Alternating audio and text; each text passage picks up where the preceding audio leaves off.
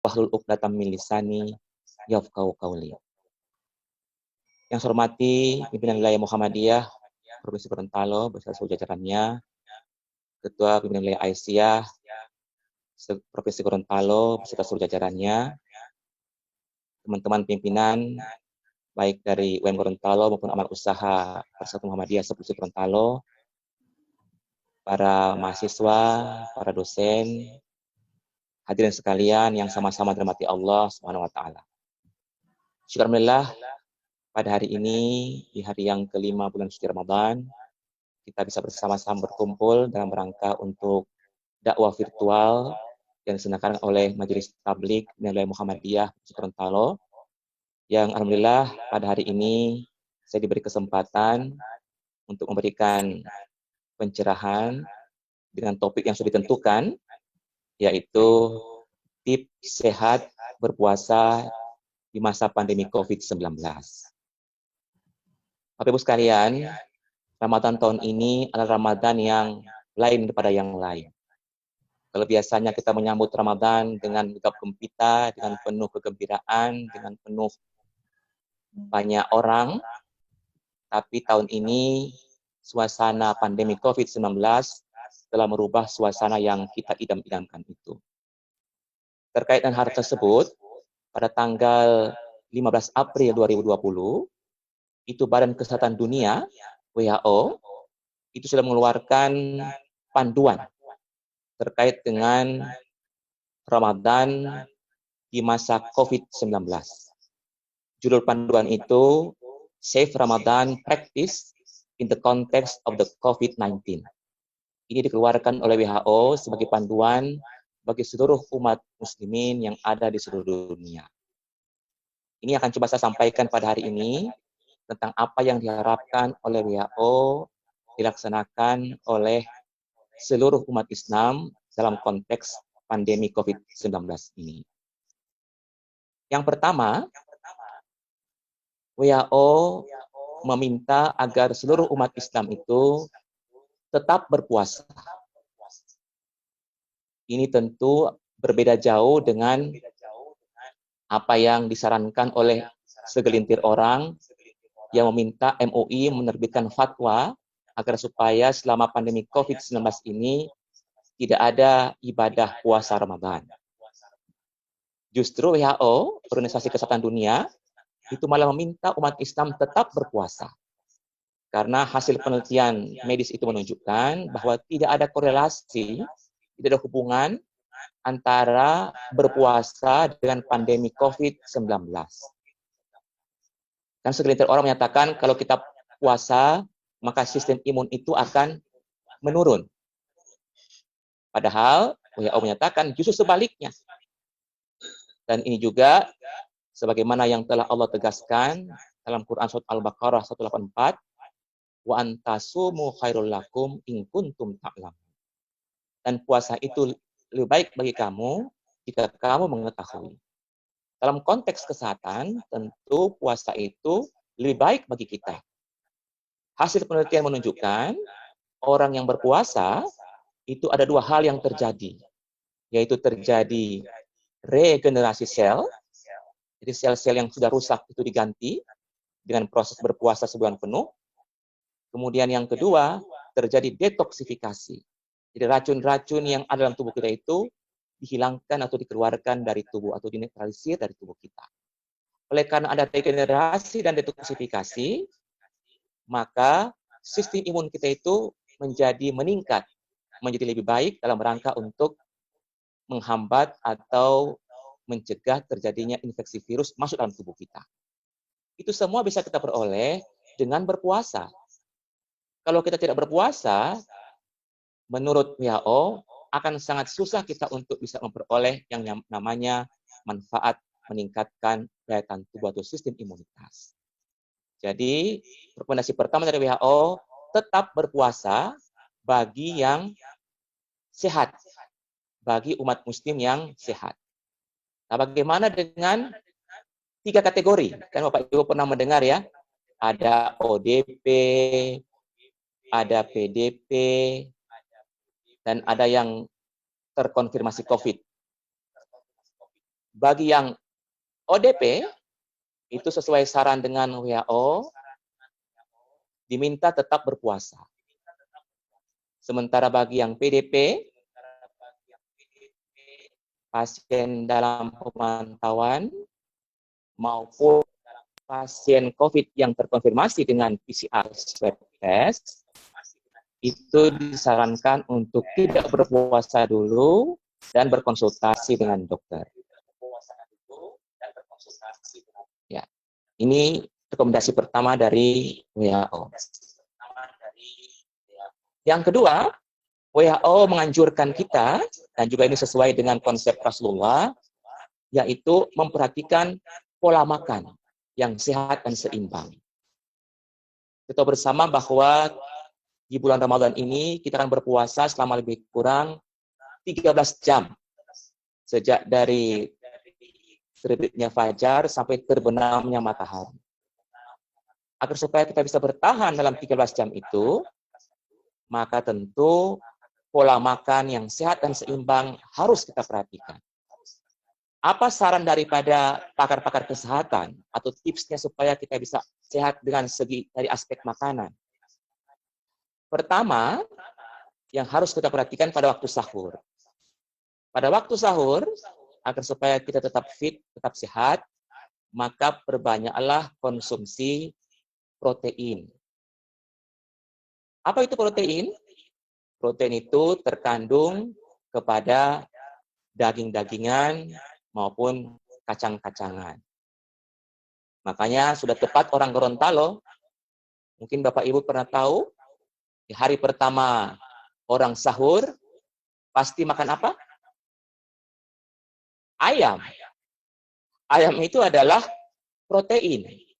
Ternyata ini tetua-tetua kita ini orang Gorontalo sudah sangat menguasai kesehatan, sehingga di hari pertama bulan Ramadan, sahur itu diminta untuk mengkonsumsi ayam.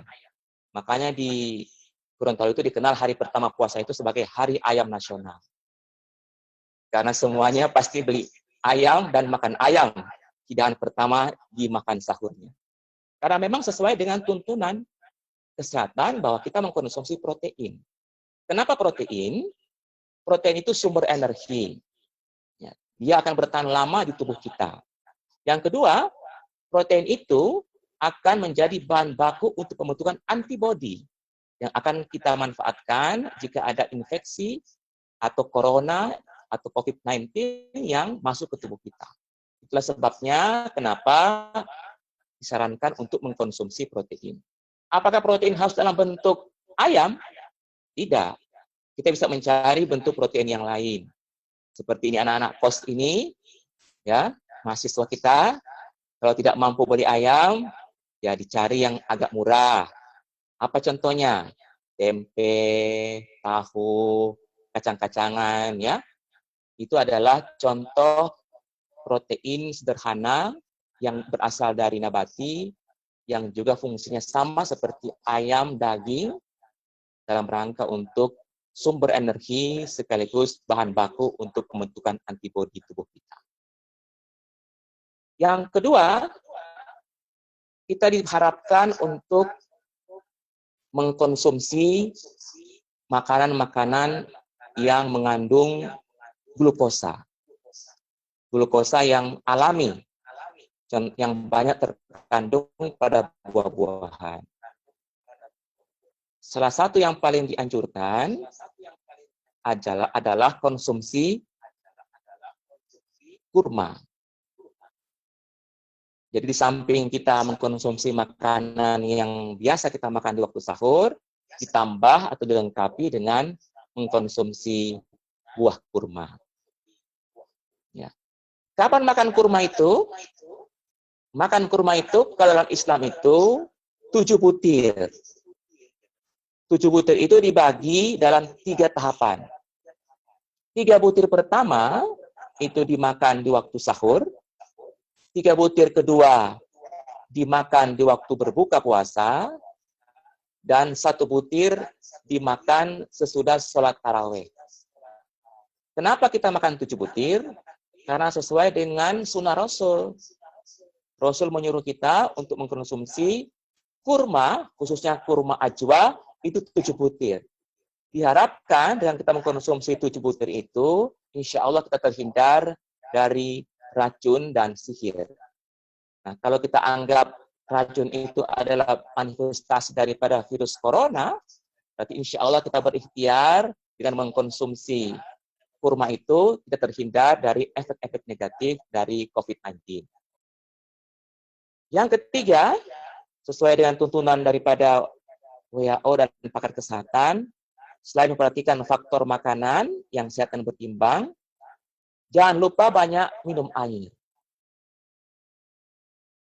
Kita tahu bersama bahwa sesuai kesehatan, kita minum air itu adalah 2,5 liter per hari. Nah, itu kalau dikonversi sama dengan 8 gelas air. Kapan kita minum 8 gelas air itu? Sesuai aturan yang juga sudah dikeluarkan dan didukung oleh WHO, pertama, sesudah kita bangun tidur malam. Jadi nanti insya Allah, ini hari nanti Bapak Ibu sekalian mau sahur, minum dulu 1 gelas. Yang kedua, sesudah makan sahur.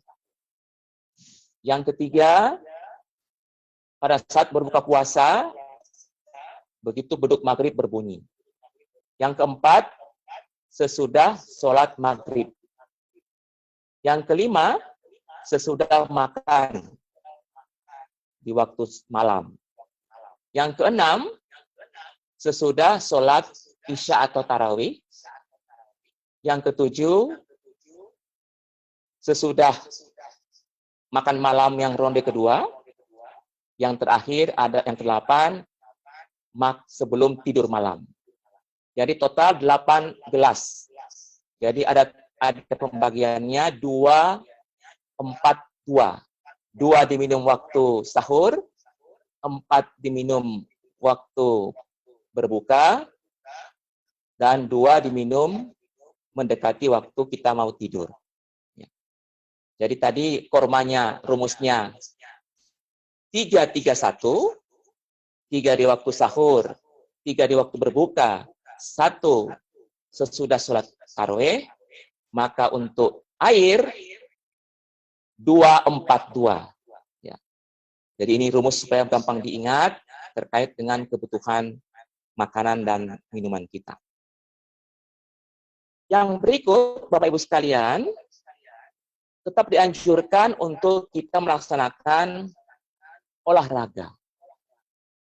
Selama ini orang berpikir dengan berolahraga maka akan membuat kondisi puasa kita menjadi terhambat. Sesuai saran WHO, tetap disarankan, diminta umat Islam itu untuk melaksanakan exercise atau olahraga. Kapan olahraganya? Nah tentu ini yang perlu diatur.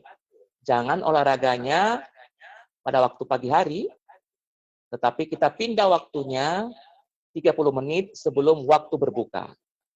Dengan catatan bahwa setelah kita berolahraga, kita langsung mengembalikan kondisi tubuh kita yang kurang itu dengan langsung mengkonsumsi makanan pada saat berbuka puasa.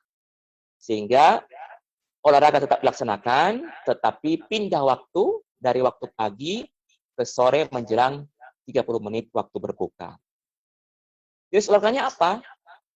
Apakah lari maraton, seperti yang biasa Pak Salahuddin lakukan setiap hari Ahad atau setiap hari saya lihat beliau aktif lari maraton? Bukan itu, tapi yang dikerjakan adalah olahraga jenis ringan. Bersepeda, jogging, atau sekedar senam ringan di sekitar halaman rumah kita. Ini adalah anjuran yang juga sesuai dengan saran daripada WHO.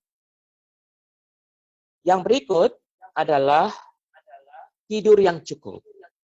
Selama ini mungkin karena kita banyak waktu di rumah, makanya kita atur waktu tidur kita. Ada waktu tidur di waktu siang hari, maksimal 2 jam, dan kemudian waktu tidur malam hari, maksimal 5-6 jam. Sehingga total satu hari itu 7-8 jam. Seharusnya malam ini kita sudah harus tidur. Sesuai tuntunan Rasul, tidur di awal malam bangun pada sepertiga malam yang akhir. Jadi idealnya itu sesudah sholat isya. Ya, jam-jam beginilah, jam 9 malam kita sudah tidur. Makanya sudah tepat kalau majelis tablik bikin acaranya jam 20. Berapa? 20 ya? Nah, itu dalam rangka supaya setelah ini cepat langsung tidur. Supaya bangunnya juga lebih awal. Sehingga tidak terlambat bangun sahur. Sehingga kalau di total tidur siang kita dengan tidur malam kita totalnya 7 sampai 8 jam. Dengan tidur ini tubuh kita akan ada waktu recovery, akan ada perbaikan sel-sel tubuh kita sehingga bisa aktif dan insya Allah bisa mengembalikan kekebalan tubuh kita yang menurun akibat aktivitas kita di waktu siang hari. Yang berikut, WHO juga menyarankan karena umat Islam ini melaksanakan ibadah puasa, maka dibarengi juga dengan memperbanyak wudhu. Kita bersama bahwa setiap kita mau berwudhu itu, setiap kita mau sholat, ya pasti kita berwudhu kan? Nah, wudhu diintensifkan di masa pandemi COVID-19 ini. Sehingga betul kata orang banyak, jangan dikampanyekan cuci tangan, tapi bagi kita kaum muslimin yang kita kampanyekan, perbanyaklah berwudhu. Kenapa? Karena wudhu Rasulullah itu tidak hanya menjelang sholat, baik sholat wajib dan maupun sholat sunnah. Tapi ada aktivitas yang lain juga yang Rasul mensunahkan kita untuk berwudhu. Apa itu? Rasul mensunahkan kita, menyuruh kita untuk berwudhu sebelum dan sesudah makan. Jadi sudah lebih sempurna. Kalau kesehatan kan cuma cuci tangan sebelum dan sesudah makan. Maka Rasulullah lebih sempurna lagi. Wudhu. Berwudhu sebelum dan sesudah makan. Yang kedua, dalam kondisi sebelum dan sesudah tidur. Agar supaya kondisi tubuh kita betul-betul bersih sebelum tidur.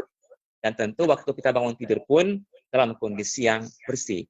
Banyak orang bertanya, kalau sebelum tidur wajar. Karena kita mungkin habis bepergian, habis dari mana, gitu. Mungkin ada keringat, atau mungkin ada virus yang menempel dalam tubuh kita, dengan berwudu itu langsung bersih. Sehingga pada waktu kita tidur, itu tidak ada virus yang menempel. Tapi orang bertanya, kenapa sesudah bangun tidur harus berwudu? Itulah rahasia Allah lewat Rasulullah yang membuktikan saat ini, bahwa ternyata pada waktu kita tidur, itu pun berpotensi untuk terjadi penularan virus. Apakah Bapak Ibu yakin setelah kemari, ya, ternyata kan hasil penelitian ada ujung kepala sampai kaki kita dari komponen-komponen virus ataupun kuman-kuman penyakit yang berpotensi untuk masuki tubuh kita. Di samping itu juga, Bapak Ibu sekalian, WHO meminta tetap kita physical distancing. Ini walaupun kita dalam kondisi Ramadan, physical distancing tetap dimintakan dilaksanakan oleh seluruh umat muslim. Apa contohnya yang dicontohkan oleh WHO adalah tidak sholat berjamaah di masjid dalam rangka untuk memutus mata rantai penularan, tidak melaksanakan kegiatan buka bersama yang melibatkan lebih dari 10 orang. Kemudian jika terpaksa harus keluar, maka jagalah jarak maksimal 3 meter, minimum 1 meter, kemudian menggunakan masker dan protokol kesehatan yang sesuai dengan pandemi COVID-19. Inilah contoh-contoh dari WHO yang sengaja disampaikan kepada kita dalam rangka untuk meningkatkan daya tahan tubuh kita pada saat melaksanakan ibadah di bulan suci Ramadan. Di samping itu juga, Rasulullah memerintahkan kita untuk memperbanyak mengkonsumsi makanan-makanan yang terdapat dalam Al-Quran. Apa saja itu? Di samping kurma yang tadi sudah saya jelaskan, juga perbanyaklah makan habatus sauda atau jintan hitam. Disarankan jintan hitam itu dikonsumsi pada waktu sahur, sehingga dia akan berefek selama kita puasa di siang hari, akan menghasilkan daya tubuh yang kuat untuk menghadapi kuman atau virus yang masuk ke tubuh kita. Di samping itu juga kita mengkonsumsi madu dalam rangka untuk memperoleh gula yang alami, karena madu juga itu mengandung anti kuman, sehingga dengan adanya madu dalam tubuh kita, maka insya Allah akan mampu mengatasi kuman-kuman termasuk virus-virus yang masuk dalam tubuh kita. Jadi inilah contoh-contoh baik yang disampaikan oleh WHO maupun dilaksanakan oleh Rasulullah yang apabila kita laksanakan dalam masa pandemi COVID ini, insya Allah akan bermanfaat dalam rangka untuk meningkatkan kesehatan kita dan mencegah kita dari terkena infeksi COVID-19 ini. Mungkin ini yang bisa saya sampaikan sebagai pengantar kata. Mudah-mudahan ada yang bisa didiskusikan terkait dengan materi ini. Terima kasih. Wassalamualaikum warahmatullahi wabarakatuh. Waalaikumsalam warahmatullahi wabarakatuh. Terima kasih Pak Rektor. Ada beberapa pertanyaan ini dari para jamaah yang sudah disampaikan lewat chat. Tapi sebelumnya kami ingin bertanya dulu Pak Rektor. Itu kan kita disarankan untuk tidur yang cukup. Tapi ini karena stay at home ini saya rasa bukan cuma cukup, tapi lebih dari cukup gitu. Akan berlebihan. Kira-kira apa nanti efek samping bagi orang yang tidurnya berlebihan atau tidurnya berlebihan? Karena ini supaya adik-adik mahasiswa juga tahu, supaya tidak terlalu banyak tidur, bukan cuma adik-adik mahasiswa, tapi ayahandanya juga tahu apa efek samping kalau terlalu banyak tidur. Kemudian juga ada pertanyaan dari Pak Dr. Sabara, kalau yang untuk glukosa itu kan disarankan kurma. Selain kurma itu kira-kira buah apa lagi yang baik untuk mengganti untuk kita konsumsi bisa lebih banyak glukosa yang kita dapatkan. Itu dua pertanyaan pertama dulu Pak Rektor. Silakan. Ya. Terima kasih. Yang pertama terkait dengan etika tidur. Tidur sesuai tuntunan Rasul itu adalah memang 6 sampai 8 jam. Lewat daripada itu, tentu ada risikonya. Berbagai macam penelitian menunjukkan orang yang tidur lebih lama dari 8 jam, itu berisiko sama seperti orang terkena penyakit jantung. Karena efek orang yang tidur lebih dari waktu yang seharusnya, 8 jam, itu sama seperti orang yang tidak berolahraga. Nah, karena dia tidak berolahraga, jantungnya tidak bekerja dengan baik, tidak berdetak dengan baik, sehingga berisiko untuk menimbulkan gangguan jantung. Itu ada beberapa penelitian, semakin lama waktunya, semakin tinggi risikonya. Yang dia tidurnya lebih dari 9 jam, itu risikonya sekitar 12%. Yang tidurnya 10 jam, itu naik lagi menjadi 30%. Jadi semakin tinggi atau semakin lama tidurnya, semakin tinggi risiko untuk terjadi gangguan jantung. Makanya Bapak-Ibu sekalian, kalau kita perhatikan, orang-orang kena serangan jantung itu justru pada waktu dia tidur, itu kalau kita perhatikan, terjadi di waktu pagi hari. Karena di waktu itulah, kadar oksigen di tubuh kita itu sudah sangat sedikit. Karena tubuh kita dalam kondisi yang tidak beraktivitas, sehingga jantung tidak memompa darah dengan seperti halnya kalau kita berkondisi aktivitas secara baik. Itulah yang membuat kenapa ada gangguan-gangguan yang terjadi jika tidurnya lebih dari waktu yang dipersyaratkan. Begitu juga kalau kurang dari waktu itu juga akan menimbulkan gangguan konsentrasi. Jadi otaknya yang terganggu. Jadi kalau tadi lebih banyak tidur, jantungnya yang terganggu, kekurangan tidur juga, otaknya yang terganggu. Ya, mulai dari lambat loading, tidak nyambung, ya, dan seterusnya, yang membuat kondisi daripada tubuh kita menjadi tidak fit oleh karena kondisi tidur yang baik berlebihan, apalagi kurang dari waktu yang seharusnya. Pertanyaan yang kedua, tentang sumber makanan yang mengandung glukosa di samping kurma. Ya. Alhamdulillah, ternyata orang Gorontalo itu ternyata bersesuaian dengan prinsip Rasul. Dalam tradisi orang Gorontalo, Mungkin Bapak Ibu masih ingat, dan mungkin masih merasakan sampai sekarang, setiap kita berbuka puasa, pasti menu pertama apa Bapak Ibu? Ada omu ya. Oh iya, Om. Ya, omu itu kan ada kelapa muda dicampur gula merah. Merah, ya. Hasil penelitian itu menunjukkan ternyata kandungannya daripada kelapa dicampur dengan gula merah itu hampir sama seperti kandungan dari kurma. Sehingga makanya orang Gorontalo itu kalau kita perhatikan, orang tua kita yang mengamalkan ini, tubuh mereka sehat, berpuasa mereka dengan baik, ya, sempurna fit, ya. Karena apa? Karena sumber makanan yang mereka konsumsi sama seperti yang disunnahkan oleh Rasul, yaitu kandungannya sama seperti kurma. Nah, di Gorontalo kita kenal omu itu, yaitu kelapa dicampur dengan gula merah itu. Di samping itu juga buah-buahan yang lain yang dianjurkan adalah seperti apel, kemudian anggur, itu kandungan glukosanya itu juga tinggi, tetapi masih lebih tinggi kadar glukosa pada kurma. Itu satu. Terus yang kedua, pada kurma, dia itu langsung digunakan sebagai sumber energi.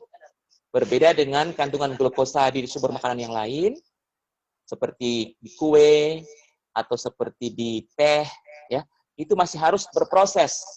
Dipecah dulu, kemudian akan digunakan sebagai sumber energi. Nah, kalau kurma, begitu dimakan, tanpa dipecah, langsung menjadi energi. Itulah yang membuat kenapa Rasulullah menyuruh kita untuk mengkonsumsi buah kurma. Dan padanannya sama dengan omu untuk tradisi orang Gorontalo. Jadi ternyata tetua-tetua kita orang Gorontalo ini sudah sangat menghayati kesehatan sesuai dengan Tibun Nabawi. Contohnya tadi sahur konsumsi ayam, itu ternyata sesuai dengan proses kesehatan, yaitu konsumsi protein tinggi, sementara berbuka puasa mengkonsumsi yang kadar glukosa tinggi seperti pada kurma, yaitu omu itu tadi. Demikian Pak Munkizun. Ya, ada pertanyaan ini Pak dari Pak Muhaiminul Aziz Yunus. Ada teman-teman, beliau dan teman-temannya itu kan hobi main bulu tangkis Pak. Ini kalau di bulan Ramadan, biasa mereka main bulu tangkis itu, main badminton itu, nanti setelah sholat tarawih sampai jam 11 malam. Apakah olahraga seperti ini, di waktu-waktu seperti ini juga masih tetap baik untuk kesehatan? Ya, terima kasih. Tidak dianjurkan untuk kita berolahraga di waktu-waktu itu. Yang paling afdol adalah dianjurkannya sebelum berbuka puasa. Kenapa?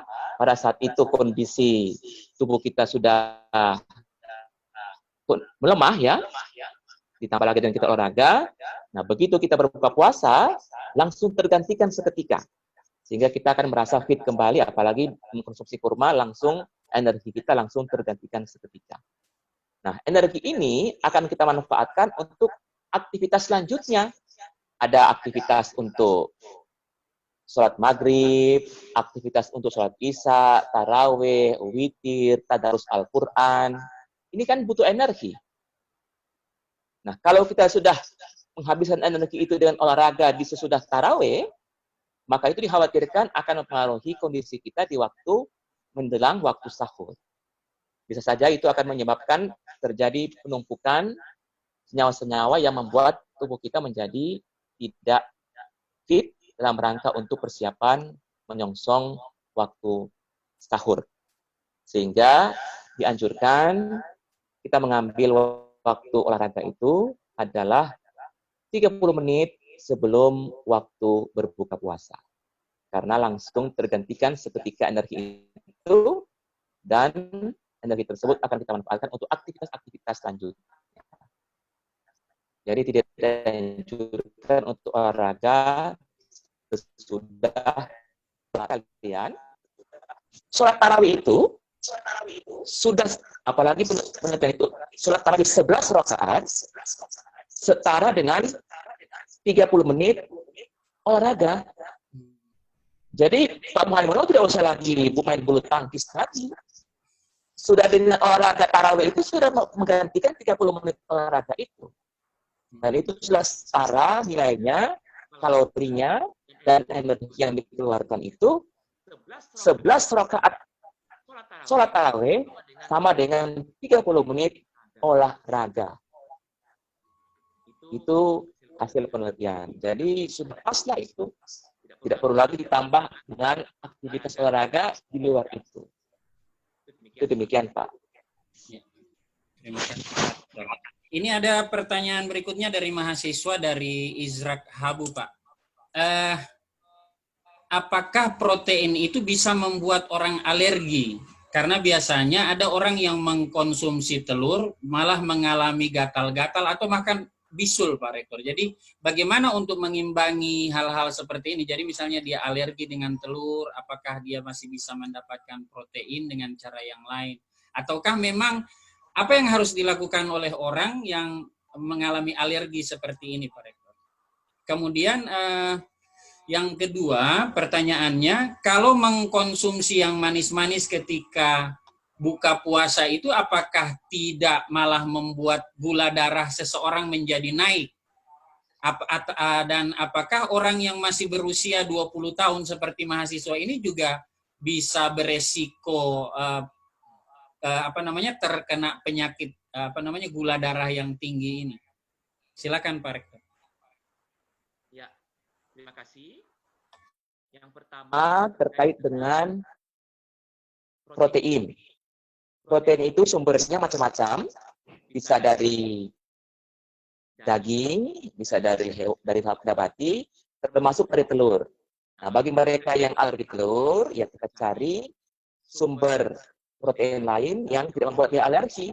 Ya ada daging, baik daging sapi, daging kambing, ada ayam, kemudian dari nabati ada kacang-kacangan, ada tahu tempe.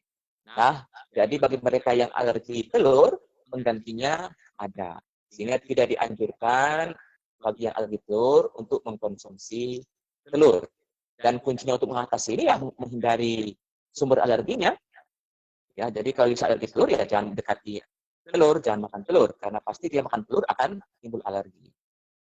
Kecuali kalau sudah terpaksa sekali makan telur ya sesudah itu harus minum obat anti alergi ya seperti CTM yang paling sederhana agar supaya jangan sampai menimbulkan gangguan di bulan hari.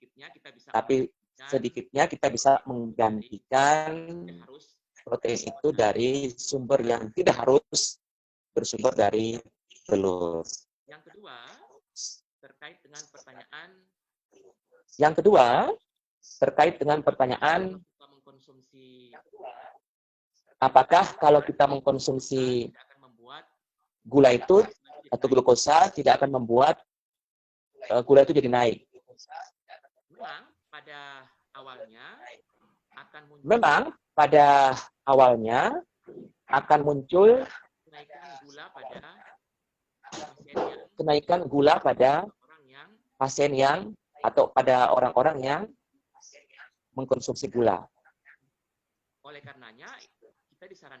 karenanya kita disarankan untuk mengkonsumsi gula yang alami yang berasal dari buah-buahan seperti kurma. Karena gula itu dia langsung dimetabolisme oleh sel dan langsung digunakan sebagai energi. Nah, berbeda dengan gula-gula kompleks yang ada pada kue atau pada teh, dia akan naik kadar gulanya dan tidak langsung diserap oleh sel tubuh. Itulah yang membuat kenapa kadar gula darah seseorang itu jadi tinggi karena gulanya tidak langsung diserap oleh tubuh tetapi masih beredar di dalam darah. Beda dengan glukosa yang terkandung pada kurma, dia langsung diserap oleh sel tubuh kita.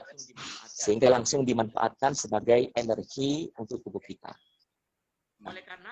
Oleh karenanya, maka ini sudah benar buka puasa itu, setelah itu dilanjutkan dengan sholat.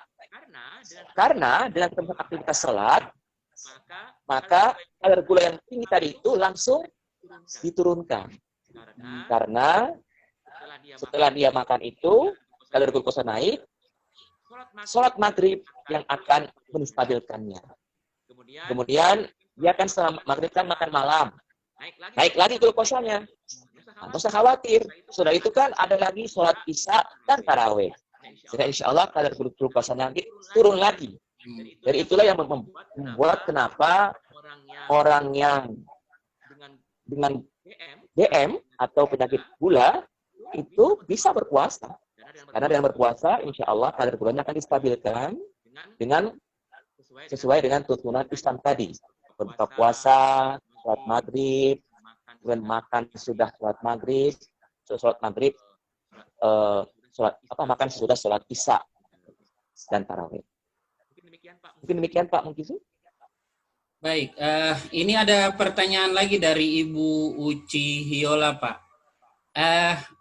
Ibu Uci meminta rekomendasi, kira-kira ada enggak ramuan tradisional yang bisa meningkatkan daya tahan tubuh selama bulan Ramadan seperti ini? Apalagi kan di tengah pandemi begini, ada enggak racikan yang tradisional kalau Ibu Uci meminta ini, Pak? Ya, sebenarnya tidak usah yang tradisional, yang sesuai dalam Al-Quran. Oh, iya. Ya, dan itu ternyata juga digunakan oleh masyarakat Gorontalo. Contohnya, ini yang saya sampaikan adalah jahe. Oh, iya. Atau orang Gorontalo kenal saraba ya. Iya. Itu ternyata sama dengan minuman surga. Kan dikatakan dalam Al-Quran itu, penghuni surga itu akan menikmati minuman yang berasal dari jahe. Nah, orang jadi ingin tahu, kenapa sampai Allah menyebut jahe dalam Al-Quran. Setelah diteliti, ternyata kandungan jahe itu mengandung senyawa flavonoid, yaitu kurkumin. Nah, kurkumin ini yang berfungsi sebagai antioksidan. Nah, antioksidan inilah yang membuat tubuh kita itu menjadi fit, sehat, dan memiliki daya tahan tubuh yang kuat menghadapi berbagai macam kuman, berbagai macam virus, apalagi COVID-19 ini. Itulah contoh minuman dalam Al-Quran yang sudah digunakan oleh masyarakat Gorontalo sebagai bagian dari upaya kita untuk menjaga diri dari COVID-19 itu secara alamiah. Banyak sekali kalau kita baca Al-Quran, berbagai macam tanaman herbal yang kalau kita konsumsi, insya Allah itu akan meningkatkan daya tahan tubuh kita. Seperti tadi mulai dari madu, kemudian kurma, jintan hitam, jahe, kemudian juga pisang, itu juga disebutkan dalam Al-Quran. Kemudian juga ada delima, ya, itu adalah jenis-jenis tanaman herbal yang jika kita konsumsi, insya Allah akan bermanfaat untuk meningkatkan daya tahan tubuh kita semua. Apalagi dalam pandemi COVID-19. Kalau di kebiasaan orang Gorontalo, Pak Rektor, kan ada banyak di bulan Ramadan ini, di banyak tempat itu ibu-ibu itu menyediakan tili ayah. Ketika sahur itu tili ayah. Nah, ini kalau untuk kesehatan sendiri bagaimana ini? Apa tidak malah meningkatkan gula darah atau bagaimana ini? Tili ayah itu sumber protein. Ya. Makanya orang Gorontalo itu di samping konsumsi ayam di waktu sahur juga ada tili ayah. Nah, tili ayah itu adalah sumber protein dan juga ada kadar gulanya di situ. Sehingga dia dapat dua, dapat sumber protein dan dapat sumber untuk kadar glukosa yang dua-duanya dimanfaatkan untuk energi dan sekaligus juga untuk daya tahan tubuh dia nanti pada saat melaksanakan puasa di siang hari. Jadi tidak salah dalam rangka untuk meningkatkan daya tahan tubuh kita. Cuma memang jangan terlalu berlebihan. Ya, diatur menunya, makanya tadi disebut menu berimbang. Jangan kurang hari-hari itu terus, ya. Ya, takutnya nanti bangkrut ibu-ibu, kasihan. Ya, harga telur kan naik ini, apalagi ke pandemi COVID begini pasti naik, kebutuhan tinggi, sehingga kalau hanya di waktu-waktu tertentu saja kita variasikan, sehingga sumber energinya itu kita dapatkan dari jenis makanan yang bervariasi. Misalnya hari ini protein dalam bentuk ayam, nah mungkin besok proteinnya dalam bentuk tiri ayam, besoknya lagi dalam bentuk apa lagi. Jadi tidak semuanya dihidangkan sekaligus. Ya, itu tips-tipsnya agar supaya juga secara kesehatan baik dan juga tidak mempengaruhi persoalan-persoalan ekonomi lainnya. Baik, Pak Rektor. Insya Allah harga telur tidak naik kalau di Ketua PWM. Promo begini dapat 1 bak ini. Ada pertanyaan selanjutnya, Pak Rektor. Ini pertanyaannya dikirim privat, jadi saya tidak bacakan nama pengirimnya.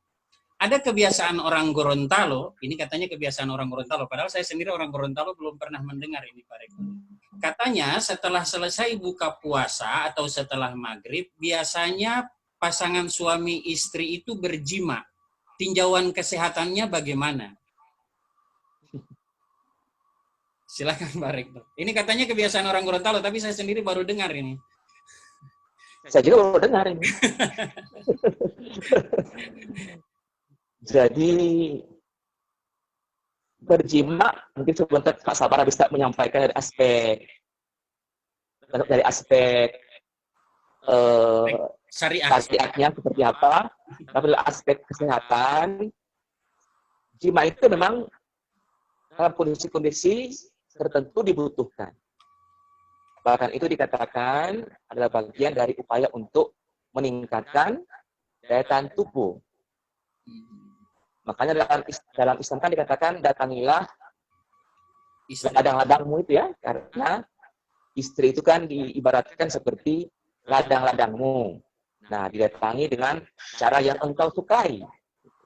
Nah, tadi kalau fungsinya tadi ada yang sukanya nanti sesudah sholat puasa dia datang istrinya, ya itu mungkin cara yang dia sukai dalam rangka untuk menumbuhkan rasa cinta dan insya Allah akan menumbuhkan daya tahan tubuh.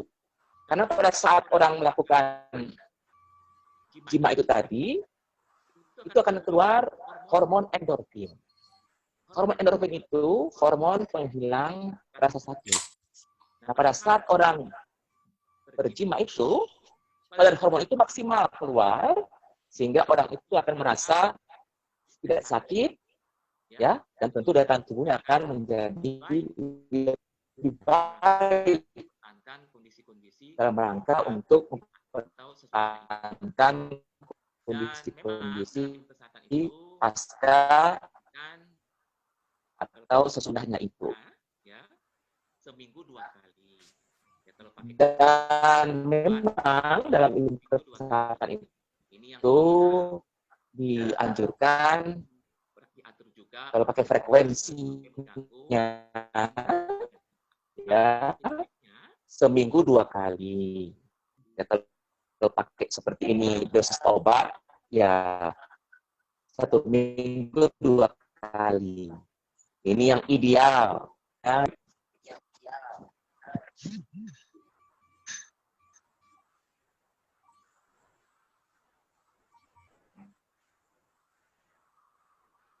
Demikian Pak Munkisir.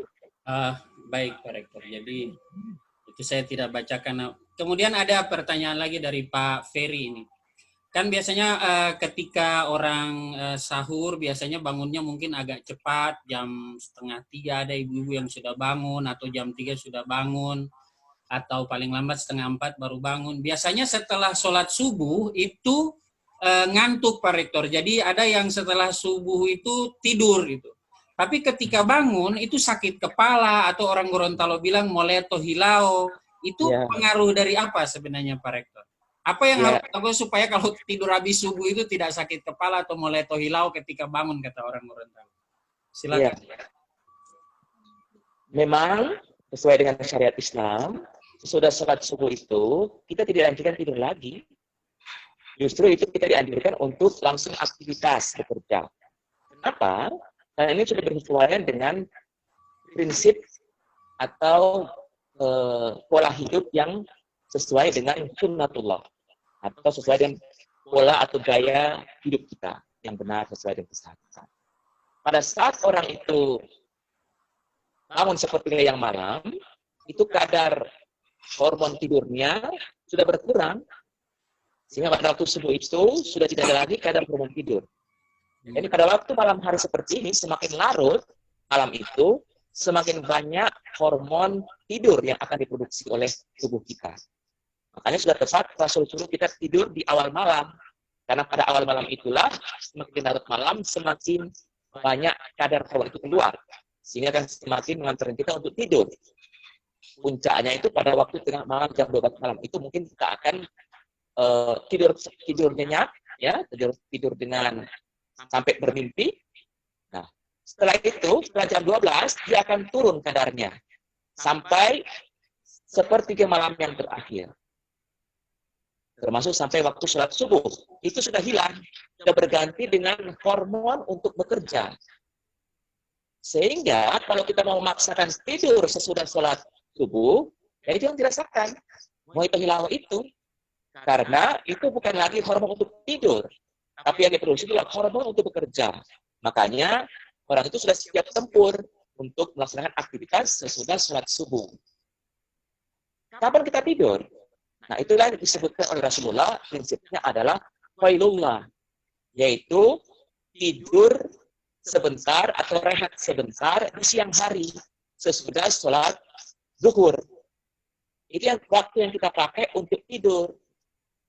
Dan pernah saya coba, kalau kita tidur itu sesudah sholat zuhur itu, walaupun hanya 30 menit saja, Bapak Ibu sekalian, kita bangun, itu luar biasa badan kita itu fresh. Padahal tidurnya cuma 30 menit. Tapi begitu kita bangun, fresh. Ya, itu yang membedakannya. Dengan orang yang memang meniatkan dia tidur sesudah sholat subuh, ya bangun kemari dia tidak fresh. Karena apa? Karena hormon yang keluar pada waktu itu sudah bukan lagi hormon tidur, yaitu hormon untuk aktivitas. Ya, kalau kita paksakan tidur, ya pasti bangun kemari tidak enak, suka muntah, sakit kepala, pusing. Karena apa? Karena hormon bekerjalah yang sudah keluar di waktu itu untuk kita segera aktivitas pasca subuh. Makanya tidak dianjurkan kita untuk tidur sesudah sholat subuh. Kalaupun mau tidur, kita cari waktu rehat sesudah sholat zuhur. Minimal cuma 30 menit yang disebut khailullah itu.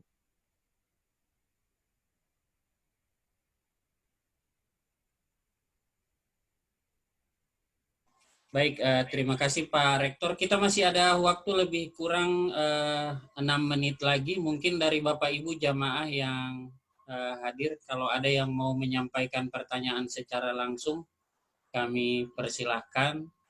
Kalau masih ada yang ingin bertanya perihal materi yang kita bahas malam hari ini.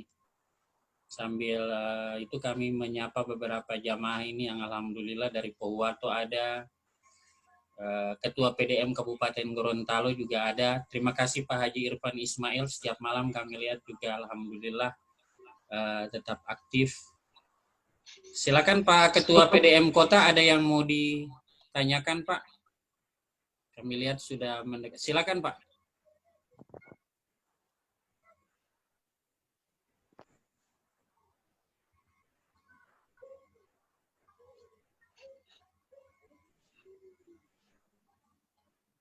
Silakan Pak Arfan Tilomi, sudah saya hidupkan mikrofonnya Pak. Silakan. Assalamualaikum warahmatullahi wabarakatuh. Waalaikumsalam warahmatullahi wabarakatuh. Ini kaitannya dengan kesehatan. Kenapa dalam Rasulullah itu kan sering kita ada hanya sering ada seteguk air atau hanya beberapa biji korma. Apakah memang kandungan korma atau hanya seteguk air itu sudah bisa memenuhi kebutuhan tubuh selama kita berpuasa? Ya, dibandingkan dengan kita sekarang, harus dengan berbagai macam menu makanan, lauk pauk, buah-buahan dan sebagainya. Sementara di masa Rasul itu, apakah memang sebanding dengan apa yang dimakan oleh Rasulullah, kebutuhan gizinya dan sebagainya? Kira-kira gimana menurut Pak Dokter itu? Silakan Pak Rektor. Ya, terima kasih Pak Dr. Arfan. Ternyata betul itu Pak Dr. Arfan. Hasil penelitian di sekarang ini ditemukan bahwa 3 butir kurma yang Rasul konsumsi itu sama dengan sepiring nasi untuk ukuran kita. Jadi nilai kalorinya setara dengan sepiring nasi yang kita konsumsi sehari-hari. Sehingga tidak heran kalau Rasulullah itu hanya dengan 3 biji kurma, itu sudah bisa bertahan dalam rangka untuk aktivitas sampai beliau di sore hari. Karena nilainya hampir sama dengan sepiring nasi yang kita konsumsi setiap hari. Apalagi ditambah dengan cukup air. Cuma memang ini perlu saya tekankan, dalam kondisi COVID-19 itu tidak dianjurkan. Dianjurkan tetap kita konsumsi yang seperti ala kadarnya kita di Indonesia. Nanti tinggal ditambah dengan kurma sebagai suplemen. Karena dikhawatirkan kita tidak cocok, ya kita tidak mungkin perlu adaptasi. Sementara ini kondisi Indonesia sementara pandemi COVID, ya, sehingga tentu kita harus berusaha agar kondisi tubuh kita itu fit, karena belum tentu setiap orang konsumsi 3 kurma efeknya akan sama seperti kalau dia mengkonsumsi sepiring nasi. Walaupun hasil penelitian menunjukkan 3 biji kurma itu setara dengan sepiring nasi. Tapi kan tiap orang kan tidak sama dalam merespon itu. Ada yang mungkin nanti sukanya kalau 3 piring nasi, bukan 3 biji kurma. Nah, makanya dianjurkan untuk di pandemi COVID ini, kita melakukan dulu seperti hal yang kita kerjakan. Kurma di sini sebagai suplemen, sehingga akan meningkatkan daya tahan tubuh kita lebih baik pada masa pandemi COVID-19. Tapi insya Allah kalau sudah di luar pandemi COVID, bisa kita coba. Saya juga sudah berapa kali di luar pandemi COVID itu hanya 3 butir kurma dan segelas air, alhamdulillah selama ini puasanya bagus dan fit saja. Karena memang itu harus kita biasakan. Memang awalnya rasa tidak sedap di Puru ya, karena kita biasa makan nasi diganti dengan 3 biji kurma, ya awalnya butuh penyesuaian. Tapi lama-lama udah biasa. Dan itu ternyata tubuh kita bisa adaptasi. Tapi kita jangan coba-coba beradaptasi di masa pandemi COVID ini ya. Kita latihan dulu menu yang berimbang. Kurma itu kita jadikan sebagai suplemen lengkap daripada menu kita sehari-hari dalam rangka lebih fit kita di pandemi COVID. Demikian. Alhamdulillah, tepat waktu kita sekarang sudah jam 21.20. Terima kasih banyak Pak Dr. Haji Muhammad Isman Yusuf SPS atas kajiannya malam ini, dan terima kasih juga atas partisipasinya Bapak Ibu. Sebelum kami akhiri pengajian malam hari ini, kami kembali menyampaikan pesan dari Panitia Pembangunan Masjid Darul Arqam. Bapak Ibu yang ingin menyumbang untuk pembangunan Masjid Darul Arqam, dibuka pintu untuk bersedekah, beramal jariah di bulan Ramadan ini. Mudah-mudahan nanti pandeminya segera selesai dan kita segera bisa memanfaatkan Masjid Darul Arqam. Selanjutnya, sekali lagi kami mengucapkan terima kasih, mengaturkan banyak terima kasih kepada Bapak Rektor, Bapak Dr.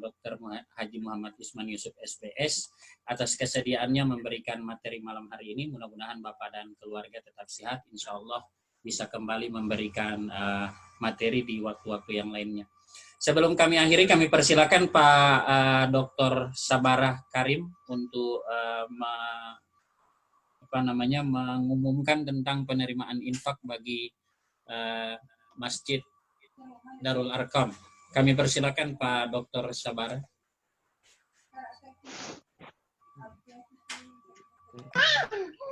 Baik, Assalamualaikum warahmatullahi wabarakatuh. Bapak Ibu yang saya hormati, sekali lagi terima kasih. Kami mohon maaf setiap akhir pengajian menyampaikan kepada Bapak Ibu terkait dengan pengumpulan infak untuk Masjid Darul Arkam secara praktis ya. Jadi dengan cukup memfoto barcode ini, mohon bantuan kepada kita semua bisa mengedarkan di media sosial.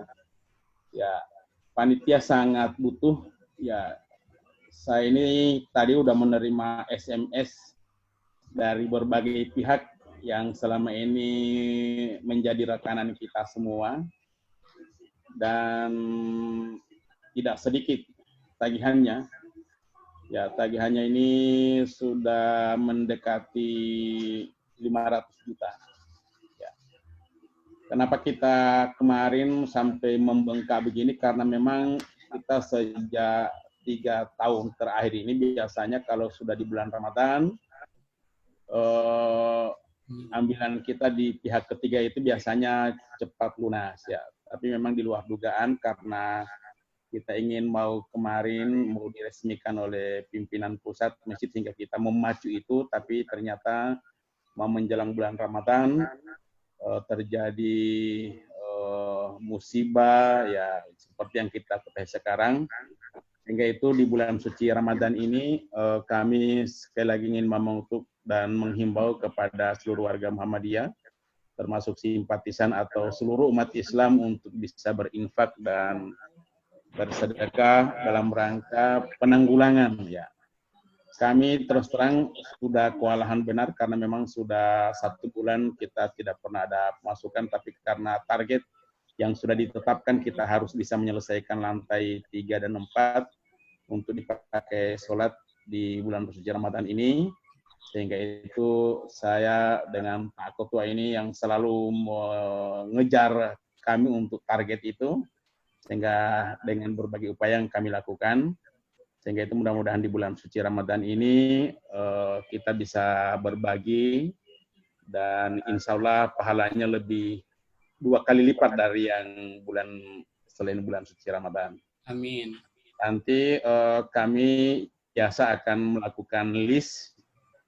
Tadi ada perintah Pak Ketua, tapi karena mengingat ini adalah tanggal tua, insya Allah nanti di awal-awal bulan kami akan melakukan list dan insya Allah kita bisa menyampaikan kepada keluarga atau tetangga kita semua. Barangkali itu Pak Dokter, mungkin terima kasih atas kesempatan yang selalu diberikan kepada kami untuk bisa menghimbau demi untuk menyelamatkan panitia di era COVID-19. Terima kasih. Assalamualaikum warahmatullahi wabarakatuh. Waalaikumsalam warahmatullahi wabarakatuh. Terima kasih Pak Dr. Sabara. Kami kira memang penting untuk disampaikan ini setiap malam karena ini bukan hutangnya Pak Dr. Sabara, tapi ini hutang Muhammadiyah dan hutang kita semua. Baik, demikian akhir pengajian kita malam hari ini. Sebelumnya akan kami sampaikan bahwa insya Allah kajian kita besok malam di jam yang sama pukul 20.20 akan disampaikan oleh Bapak Haji Rulianto Podungge, LC MHI, Sekretaris Majelis Tarjih. Tema beliau adalah tentang fikih darurat. Jadi ini memang menjadi perbincangan hangat. Materi beliau ini insya Allah besok tentang fikih darurat yang sementara kita lakukan sekarang ini. Kami juga memohon maaf kepada para jamaah yang tidak bisa bergabung karena memang partisipan kita terbatas hanya 100 orang. Untuk pertemuan mendatang, jika memang sudah tidak bisa berpartisipasi lewat Zoom, mungkin kami sarankan untuk bisa berpartisipasi lewat akun FB-nya, itu melalui live streaming FB di akunnya Pak Haji Mahmud Gobel, dengan di akun saya juga ada. Demikian akhir pengajian kita malam hari ini. Sekali lagi kami ucapkan terima kasih kepada Pak Dr. Isman Yusuf atas kesempatannya. Terima kasih juga kepada Bapak Ibu jamaah yang sudah menyempatkan mengikuti acara pada malam hari ini. Mudah-mudahan ini menjadi catatan amal kita di bulan Ramadan. Marilah kita akhiri pengajian pada malam hari ini dengan sama melapatkan hamdalah. Alhamdulillahirabbil alamin. Nasrun minallah wa fatun qarib wa basyiril mu'minin. Wassalamualaikum warahmatullahi wabarakatuh.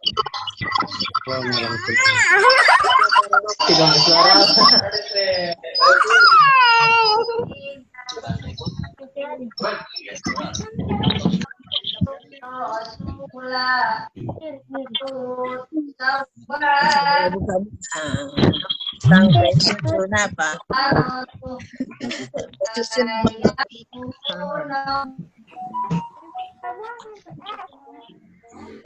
Sangat dulu sahabat ini.